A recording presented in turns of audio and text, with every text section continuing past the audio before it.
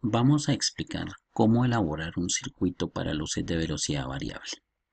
En este caso, entonces, lo primero que vamos a hacer es indicar la lista de materiales que hemos utilizado para realizar esta simulación y vamos a agregar algunos elementos o algunos materiales que vamos a requerir si el montaje lo queremos hacer quemando una placa de baquelita o si el montaje lo hacemos en protoboard. Bien, la lista de materiales utilizados para la simulación del circuito que lo hicimos en Cocodrilo son los siguientes. Un circuito integrado NE555 que lo encontramos ubicado en esta parte del circuito. Un condensador electrolítico de 100 microfaradios a 16 voltios. Aquí lo tenemos en la parte central del circuito. Un potenciómetro de 100 kiloohmios. Aquí lo estamos señalando.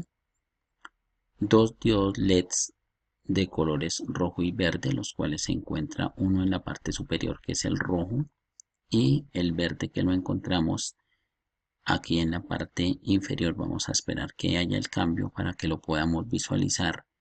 Ahí lo estamos visualizando, el de color verde.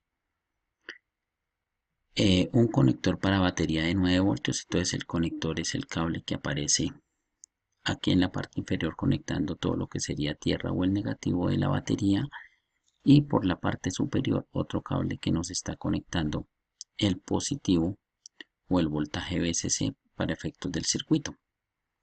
Necesitamos también una resistencia de 3.9 kiloohmios a medio vatio, la cual la tenemos ubicada aquí en la parte superior del circuito.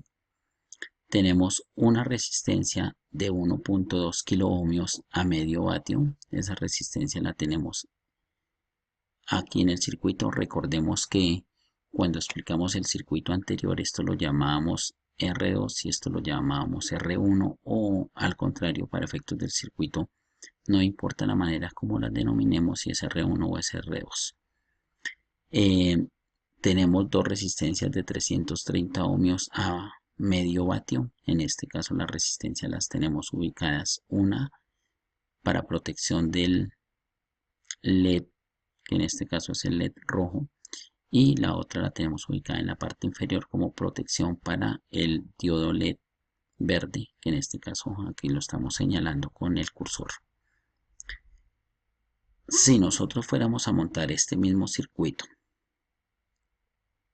en una protoboard, pues lógicamente necesitamos la protoboard y necesitamos, aparte de eso, cable UPJ para hacer las conexiones. Necesitaríamos herramienta como una pinza o una pinza, o necesitamos un cortafrío.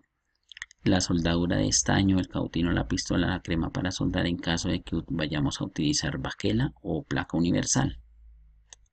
Bien, por medio de este circuito lo que realmente estamos obteniendo es un juego de luces con dos diodos LEDs que están de manera alternada cambiando apagado o encendido.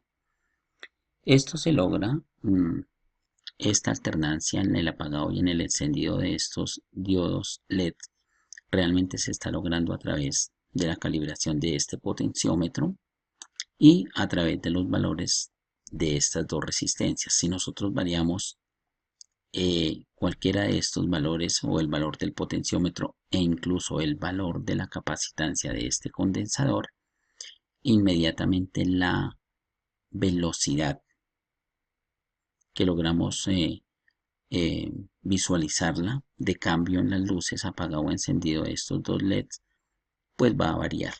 Realmente lo que está cambiando aquí, pues dicho de esta forma, no es realmente la velocidad de cambio, es el tiempo que realmente está demorando este condensador en cargar y en descargar, y eso es lo que permite que de una u otra manera eh, ese tiempo se altere como condición de los valores de estos elementos que estamos aquí señalando, que son las resistencias, el potenciómetro e inclusive el mismo valor de este condensador. ¿Cómo funciona realmente este circuito? Entonces lo primero que tenemos que decir es que el circuito está basado en una de las aplicaciones que tiene el circuito integrado 555.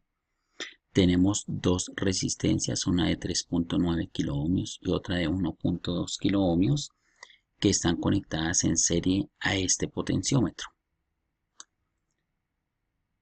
A su vez, estas resistencias están conectadas a un condensador electrolítico que se llama, digamos en este caso, este condensador, vamos a denominarlo C1. Tenemos un solo condensador en todo el circuito, podríamos decir que es C o C1. Este condensador se carga y se descarga de acuerdo al tiempo que está determinado por su valor en microfaradios y de acuerdo al valor en ohmios o en kiloohmios que tengamos en las resistencias que estamos aquí señalando, tanto en la resistencia de 3.9 kiloohmios como en la de 1.2 kiloohmios. Quiere decir que si yo varío estos valores o el valor del potenciómetro o el valor del condensador, inmediatamente el tiempo de carga y descarga se altera, y por esa razón estas luces que las estamos viendo o visualizando a través de los diodos LEDs va a ser que se demore más o se demore menos. Entonces hablamos de tiempo de cambio o de estado de prendido, de prendido o apagado, o en estado off y en estado on. Bien, de otra parte estamos observando que en la salida o pata 3 o pin 3 del circuito integrado 555 estamos conectando los dos LEDs, y aparte de eso estamos conectando las dos resistencias. Estos elementos están conectados en serie de tal manera que esta resistencia está haciendo protección a este diodo LED y la resistencia inferior está dándole protección al diodo LED verde que está en la parte inferior. Bien, de acuerdo al voltaje que nosotros tengamos de carga y descarga presente en los terminales 2 y 6, quiere decir en estos dos terminales de carga y descarga, ¿quién se carga y quién se descarga? Se carga y se descarga el condensador de 100 microfaradios que tenemos en esta parte. De esta manera entonces la carga y la descarga se presenta en los terminales 2 y 6 del circuito integrado 555. Su salida, que en este caso siempre sabemos que la salida va a ser a través del pin número 3, o sea que el terminal número 3 tiene un voltaje positivo o un voltaje negativo. Cuando el voltaje es positivo, circula una corriente a través de la resistencia inferior de 330 ohmios, esta que estamos aquí señalando, y este LED en consecuencia se enciende. Si el voltaje llega a ser negativo en esta terminal número 3 del 555 o la pata de salida, la corriente circula por el valor de la resistencia de 330 ohmios ubicada aquí en esta parte, aquí donde estamos señalando a través de esta resistencia, y el LED que está aquí en la parte superior, o sea el LED de color rojo, comienza a prenderse. De esta manera los LEDs se encienden y se apagan de manera alternada. Por esa razón aquí cuando ustedes están viendo el video que se está produciendo, vemos que en un momento el LED verde se prende, en este caso hubo ya el cambio y se prendió el LED rojo. Quiere decir que estas resistencias de alguna manera están incidiendo en el apagado y en el encendido directamente de los LEDs. En este caso el tiempo, entonces, esta alternancia o este cambio en el apagado y en el encendido de los LEDs, pues están determinando el tiempo que se están demorando en hacer ese cambio, pero ya veíamos que realmente el tiempo de cambio de apagado a encendido en cada uno de los LEDs depende fundamentalmente de los valores que tengamos en las resistencias, en el potenciómetro y en el condensador. Una aplicación frecuente para este tipo de circuito lo podemos ver en la fabricación de avisos luminosos que tienen efectos visuales de movimiento. Esto se logra encendiendo y apagando un conjunto de bombillos en una secuencia determinada. Quiere decir, aquí solamente tenemos dos LEDs. Si yo quisiera tener una secuencia de 10, de 14 o más LEDs, pues lógicamente debo agregar otro tipo de circuito.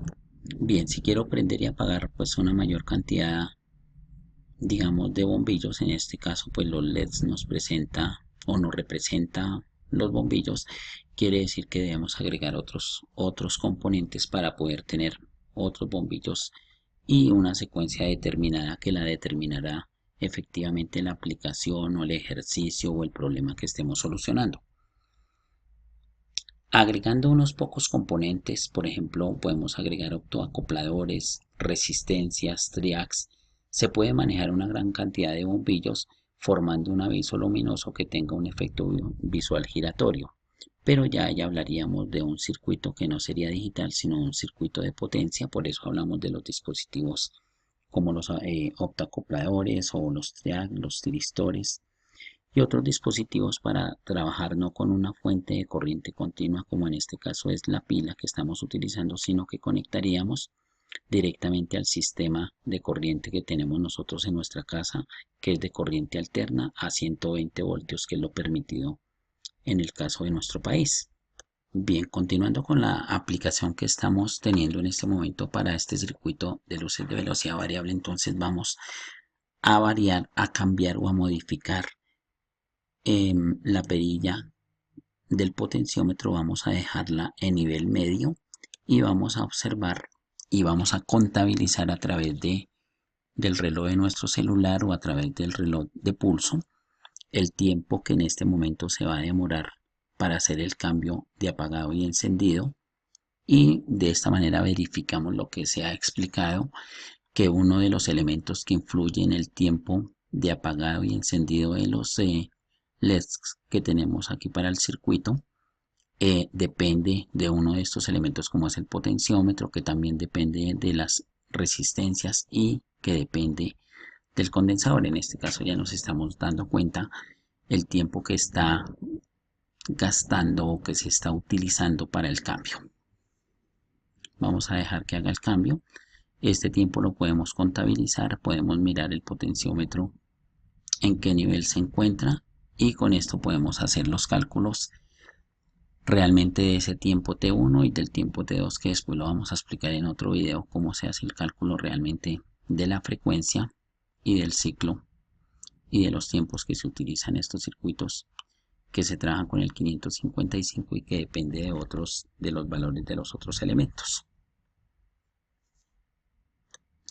Bien, finalmente vamos a subir el potenciómetro a su nivel máximo y vamos a contabilizar el tiempo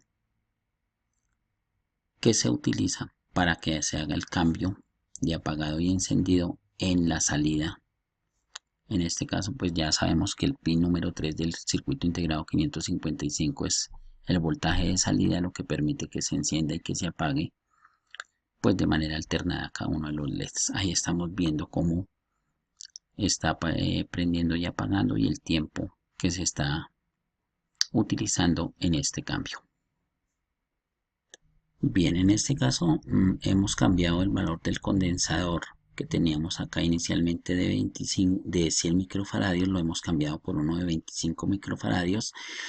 Hemos puesto el potenciómetro en su nivel inferior, es decir, en 0, en este caso kiloohmios, porque el potenciómetro está en kiloohmios, lo hemos puesto en 0 y estamos viendo el tiempo, estamos viendo cómo se encienden y se apagan los LEDs. Ya sabemos que aquí realmente lo que estamos trabajando es la variable tiempo, entonces nos estamos dando cuenta básicamente aquí con el potenciómetro en 0 y el condensador de 25 microfaradios, la velocidad, que realmente no es el concepto de velocidad como tal, sino es el tiempo que se está utilizando para hacer esta variación en el apagado y en el encendido de los respectivos LEDs.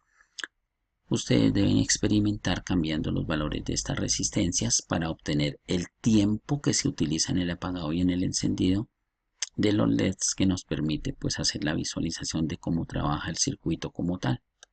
Entonces esperamos que cuando estén haciendo su práctica en el protoboard utilicemos distintos valores de resistencias para contabilizar el tiempo de apagado y encendido en la salida del pin número 3 del circuito integrado 555.